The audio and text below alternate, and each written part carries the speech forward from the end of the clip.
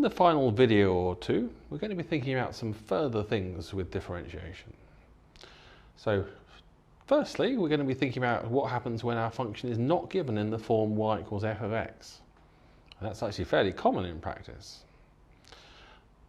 One way we can give a function is in terms of a parameter. So, I expect you've probably seen these.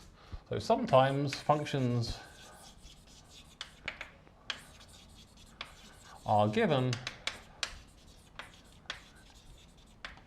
in terms of a parameter.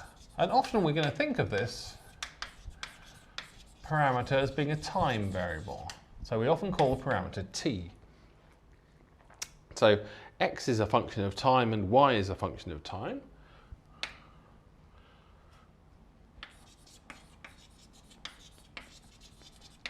So we give an x as a function x of t and y as a function y of t. So both in terms of t. And the idea is that at time t, we can substitute the particular value of t in, and we get some value of x and a value of y. And we can plot the value of x and y on the xy plane. So you can kind of imagine that as t varies from, say, 0 upwards, or whichever domain that t has, we can imagine that xy is a point that maybe traces out a curve. So here's an example. So suppose x is given by 2t plus 1, y is given by t squared. Well then, at time 0, so at t equals 0, xy is given by 2 times 0 plus 1, 0 squared, which is 1, 0. At time t equals 1, xy is 2 times 1 plus 1, 3, and 1 squared, so 3, 1. And so in between 0 and 1, we're kind of tracing out a path in between 1, 0 and 3, 1, as t varies. So we're still drawing something in the xy plane. To going from 1, 0 up to 3, 1. It might take some path as t varies. And we can still ask what the gradient is at a particular point. So if I have a point, I can say what's the gradient at that point. And the gradient is going to correspond to a particular value of the time variable t. So we should expect that our gradient is also going to be in terms of the time variable t. Well, in this example here, we can actually simplify things quite a lot because we could eliminate the variable t. So we can use this to say that x minus 1 equals 2t, and so t is x minus 1 over 2. And then we can substitute that into the expression of y equals t squared. So y equals x minus 1 squared over 4. And here we have a parabola that we can you can differentiate that in the usual way. But not every function can be rearranged in this way. We certainly can't always eliminate t. Here's a rather simple example. So suppose that xy is given by cos t sine t. And as you know, as t varies, this traces around the unit circle, the circle of radius 1. Sine squared plus cos squared is always 1, so this there's always a distance of 1 away from the origin. It just goes round and round the unit circle as t moves. Let's actually plot that. So t equals 0, we get 1, 0, so that's over here. At t equals pi over 2, we get 0, 1, so that's around here. And all we're doing, in fact, is going around the unit circle. And then when we get to t equals 2 pi, we're back to where we started, and we just keep going around again. But why can't we eliminate the parameter t? Well, if we could, that would mean we could write y equals f of x.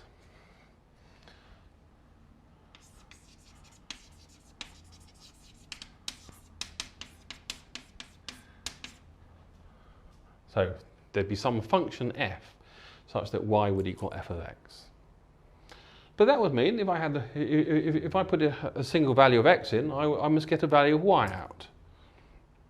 But here, if I put a value of x in, I get two values of y out. So for example, if I choose x to be, say, this point, then there's one point y there that's on the curve with that value of x, and there's another one down here. So there'd be two values. And you can't do that with a function. It's not allowed. So you shouldn't be able to write y equals f of x.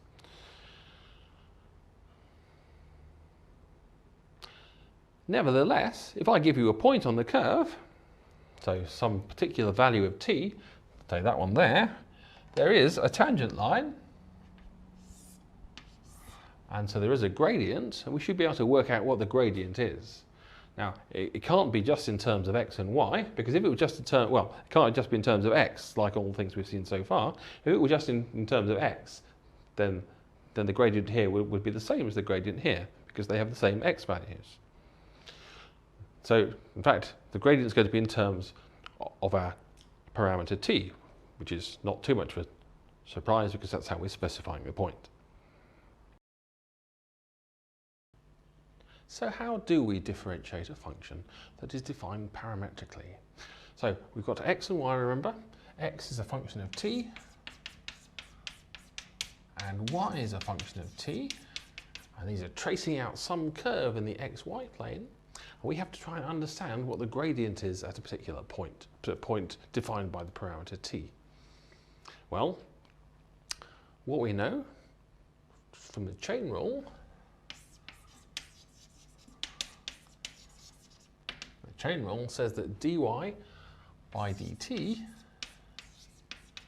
equals dy over dx, which is what we're trying to find, times dx over dt.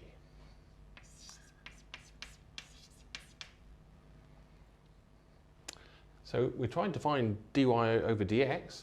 We can work out dy over dt sometimes because y is given as a function of t. X is also given as a function of t.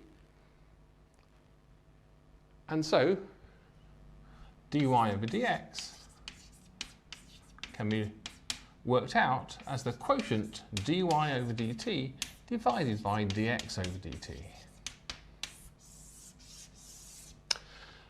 So we can simply work out what dy by dt is and dx over dt. We've got one divided by the other. Now both of these are going to be functions of the variable t, and so the answer, this fraction here, is going to be also in terms of t.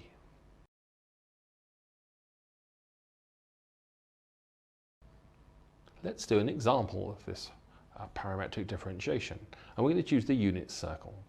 So the unit circle, remember, is going to be defined by x equals cos of t and y equals sine of t.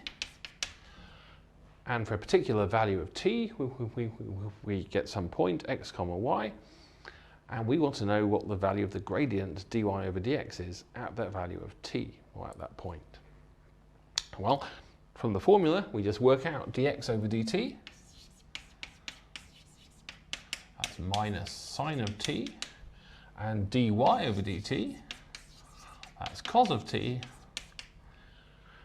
And then our formula says that dy over dx is dy over dt divided by your dx over t over dt. So dy over dx is this divided by this. It's cos t divided by minus sine t. And that's minus the cotangent cot of t. Let's draw a picture and work out why this shouldn't be a great surprise. So here's our unit circle, which is in the xy plane. And we have a particular point, say t0. So t equals t0, say some point here.